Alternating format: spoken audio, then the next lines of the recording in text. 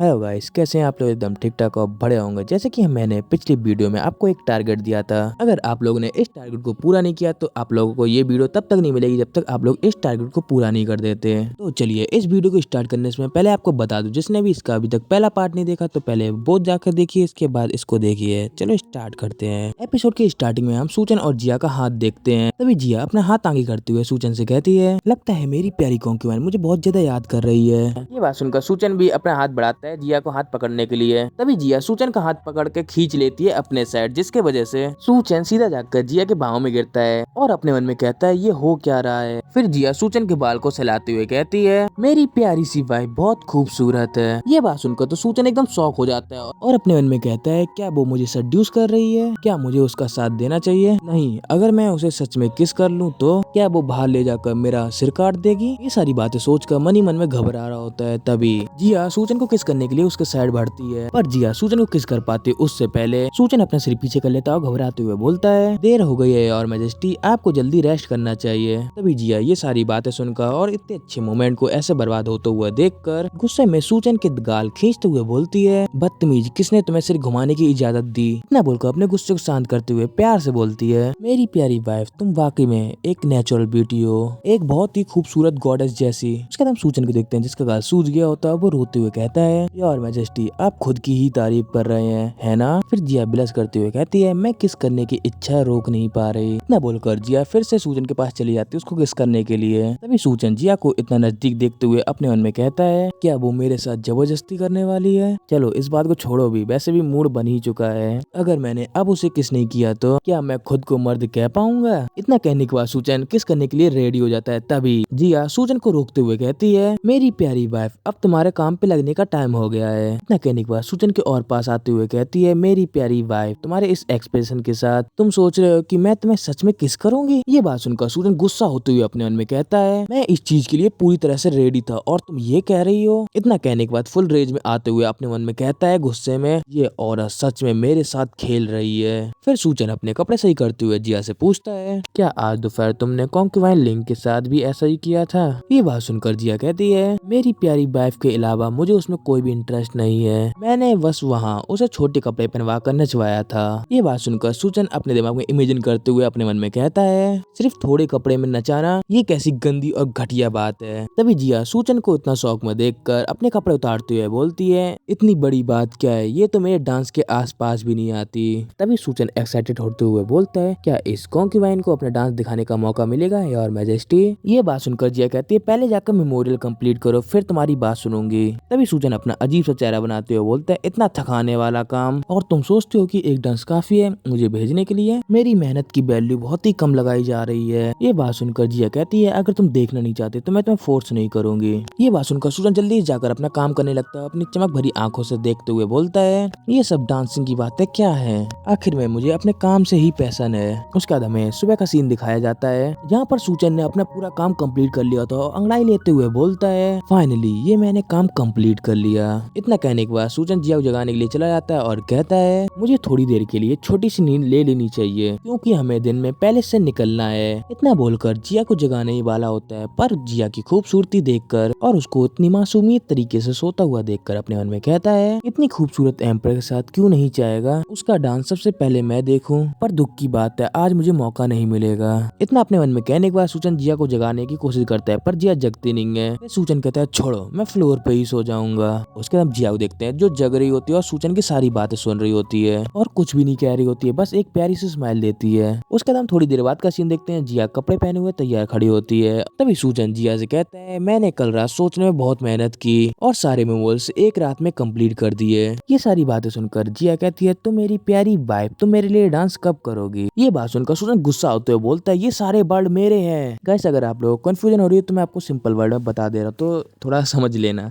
जो जिया है उसको डांस करना है तो वो अभी एम्पर है तो वो अभी डांस नहीं कर सकती है, और जो भी सूचन है तो वो जिया के रूप में है, तो वो मतलब कहने को ये है कि जिया को डांस करना है और सूचन को देखना है। जो सूचन है वो जिया के रूप में है और जो जिया है वो एम्पर के रूप में, ठीक है, समझ गए। ये बात सुनकर जिया वहाँ से जाते हुए बोलती है ठीक है मैं तुम्हारे लिए डांस करूंगी, लेकिन मुझे थोड़ी पहले प्रैक्टिस करने दो। ये बात सुनकर सू चैन जिया को देखते हुए अपने मन में कहता है अब बात बनी। उसके बाद हम अगले सीन में सू फैमिली का मैंशन का सीन देखते हैं, जिसके बाहर बहुत सारी भीड़ लगी होती है और उस मैंशन से थोड़ी दूर पर सू चैन भी खड़ा होता है, वो भी अपने रियल लुक में, और अपने मन में कहता है आखिरकार ये दोबारा से सुनवाई होने लगी। पैलेस से निकलते वक्त जो सीक्रेट गार्ड मेरे पीछे थे उनसे छुटकारा पाना आसान नहीं था। उसके बाद हम अगले सीन में एक आदमी देखते हैं जो चेयर के ऊपर बैठे हुए कहता है प्लेग के द्वारा सू फैमिली ने अपने कोर्ट परमिट का यूज कर अच्छे चावल और दवा ली, वो भी चैरिटी के नाम पर, लेकिन उन्होंने मदद के टाइम पर घटिया ही सामान दिया। फिर उसके बाद हमें इस आदमी का थोड़ा इंट्रोडक्शन दिया जाता है। एम्परर के सीक्रेट गार्ड का एक हाई रैंकर ऑफिसर है। तभी हाई ऑफिसर इन दोनों से पूछता है जो मैंने अभी बोला वो क्या सच है। ये सारी बात सुनकर सूजन का भाई बोलता है हाँ ये सच है। ये बात सुनकर आसपास के लोग बातें करते हुए कहते हैं मैंने तुमसे पहले ही कहा था अमीर लोग कभी भी दयालु नहीं होते।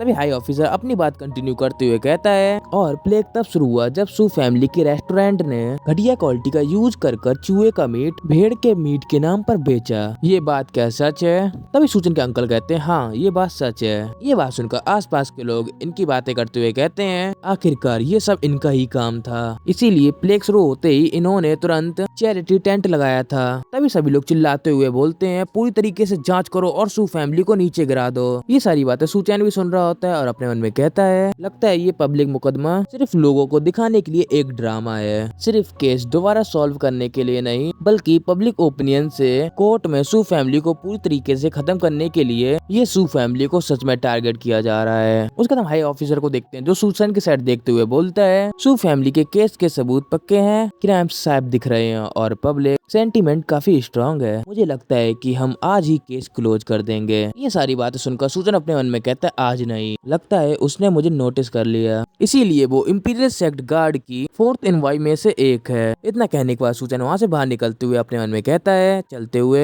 मैं यहाँ बैठकर अपनी किस्मत का इंतजार नहीं कर सकता। अगर वो केस रिपोर्ट फाइल कर दिया है तो सिचुएशन को रिवर्स करना और भी मुश्किल हो जाएगा, लेकिन कौन सा तरीका जो केस को क्लोज होने से रोक सकता है जब तक सबको पता न चले कि इस केस में नए लीक सामने आए हैं। लेकिन इस एरा में जब सोशल मीडिया नहीं है ऐसा कौन सा तरीका यूज किया जा सकता है जिससे लोग तुरंत जान सके। तभी सूजन के कान में किसी एक आदमी की आवाज सुनाई देती है जो चिल्लाते हुए बोलता है पहले बताया गया था कि जुंगी लैंग ने मैंगहुआ को 7 बार कैप्चर किया। ये बात सुनकर सूजन अपने मन में कहता है मैं समझ गया मुझे क्या करना है। तभी वो बंदा खिसियाते हुए बोलता है ये जिंग लियांग। तभी उस बंदे के बगल में सूजन चाय का कप लेकर खड़ा हो जाता है और कहता है सर आप थक गए हैं प्लीज थोड़ी चाय पी लीजिए। ये बात सुनकर वो बंदा तुरंत कप उठाता है और उस चाय को पी लेता है और कहता है ये बहुत ही टेस्टी है। फिर सूजन कहता है सिर्फ सबसे टॉप क्वालिटी प्री लैंग लॉन्ग जिंग टी विजडम और टैलेंटेड वाले जेंटलमैन के लिए ही सुटेबल है। तभी वो आदमी कहता है ओ नो ये काफी सीरियस है। तभी वो आदमी भागते हुए बोलता है मुझे माफ करो आप सभी लोग, मुझे अभी टॉयलेट जाना है, आप सभी लोग कहीं मत जाओ मैं अभी तुरंत आता हूँ। और ये सब हुआ होता है सूजन की चाय की वजह से।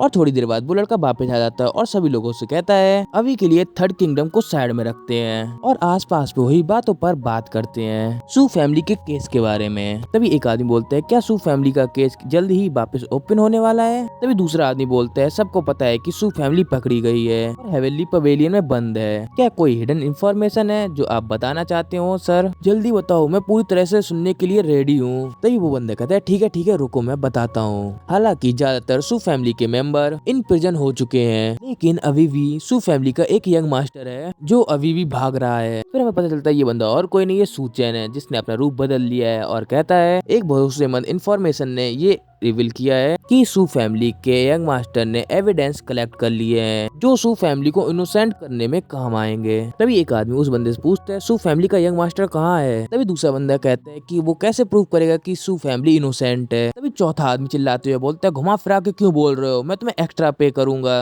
तभी एक और आदमी बोलता है अभी बताओ कहाँ जा रहे हो। तभी सूजन वहाँ से जाते हुए बोलता है माफ करना दोस्तों फिर से नेचर मुझे बुला रहा है। तभी एक आदमी चिल्लाते हुए बोलता है इतने क्रिटिकल मोमेंट पे तुम्हारा फिर से पेट खराब हो रहा है, जल्दी वापस आओ, सभी लोग सुनने के लिए तुम्हारा इंतजार कर रहे हैं। पर सूचना वहाँ पर नहीं रुकता, फटाफट वहाँ से भाग लेता है। उसके बाद हम अगले सीन में हाई ऑफिसर को देखते हैं जिसके हाथ में एक फाइल होती है। उसको देखते हुए कहता है सू फैमिली के क्रिमिनल जेल में है और क्लियरली सच है सॉलिड एविडेंस के साथ लोग उन्हें पूरी तरह से नफरत करते हैं। अब एम्पर के सामने ये प्रेजेंट करने का टाइम नहीं है। तभी वहाँ पर एक आदमी आता है और घबराते हुए बोलता है सर हम एक प्रॉब्लम में हैं। रूमर्स ये फैल रहे हैं सू फैमिली के भाग रहे यंग मास्टर के पास वो एक एविडेंस है जो उनका नाम साफ कर सकता है। ये बात सुनकर हाई रैंकर अपने मन में कहता है ये बात फैल गई तो हाई अपर्स जरूर जिंगू बिन को काबिल न होने का आरोप मिलेगा। गाइस मैं आपको एक बात बताना चाहता हूँ, जिंगू बिन किसी बंदे का नाम नहीं है। ये एम्पीरियल सीक्रेट गार्ड होते हैं जो एम्पर के नीचे पनिश करते हैं। तभी हाई ऑफिसर कहता है केस को टेम्परेरी होल्ड करो और रूमर्स का सोर्स ढूंढो। ये बात सुनकर वो आदमी ढूंढने के लिए चला जाता है। तभी हाई ऑफिसर गुस्से में कहता है लगता है कोई मुझे चैलेंज कर रहा है और अपनी जान खतरे में डाल रहा है सिर्फ मेरे सामने रूमर्स फैलाने के लिए। उसका थोड़ी देर बाद का सीन देखते हैं। उस बंदे को पकड़ के ले आया जाता है और उसके शरीर में कपड़े भी नहीं होते और रोते हुए बोलता है सर मैं बिल्कुल भी नहीं समझ पा रहा हूँ मुझे क्यों पकड़ा गया है, मैं सिर्फ रेस्ट रूम में भागा और गिर गया। ये बात सुनकर हाई ऑफिसर उस बंदे को देखते हुए अपने मन में कहता है क्या वो स्टोरी टेलर जो अभी रूमर फैला रहा था सू फैमिली का भागने वाला यंग मास्टर अपनी पहचान छुपाने में एक्सपर्ट हो सकता है। इतना अपने मन में कहने के बाद गुस्से में चिल्लाते हुए बोलता है चाहे मुझे जमीन में 10 फीट तक खोदना पड़े, मैं चाहता हूँ कि मुझे वो सू फैमिली का यंग मास्टर मिलना चाहिए। और इसी के साथ ये एपिसोड होता है खत्म और गुड बाय।